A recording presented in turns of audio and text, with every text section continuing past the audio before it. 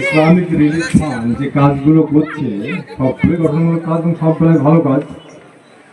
মানে আমাকে সবচেয়ে ভালো লাগছে যে কিছু ছেলেকে অন্তত আটকাতে পেরেছে। আপনারা জানেন আমি হসপিটালে থাকি, মানে ইমার্জেন্সির যে কি অবস্থা আছে আমরা এখান থেকে বসেই আমি আন্দাজ করতে পারছি। অন্তত সেই দিক থেকে কিছু ছেলেকেও আটকাতে পেরেছে। এই কাজটা আমাকে সবচেয়ে খুব ভালো লেগেছে।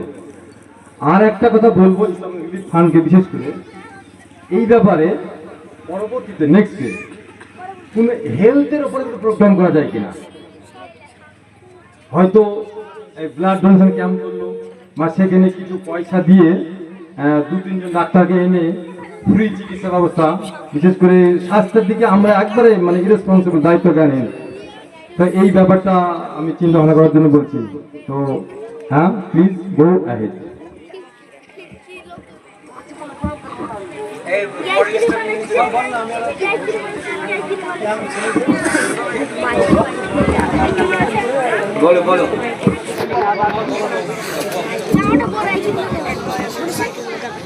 যেভাবে আমরা রেকমেন্ড পেলাম সামনে ইনশাআল্লাহ সেটা করার চেষ্টা করব। আমাদের এবার ইন্টারেস্টিং যে ব্যাপারটা এবার শুরু হবে।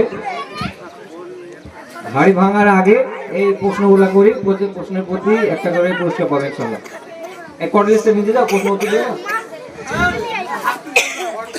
হ্যাঁ, সবাই হাত তুলবা। যদি বড় মানুষ হাত তুলে এবং ছোট ছেলেও হাত তুলে তাহলে ছোটকে আগে জিজ্ঞাসা করবো, বড়কে পরে জিজ্ঞাসা করবো।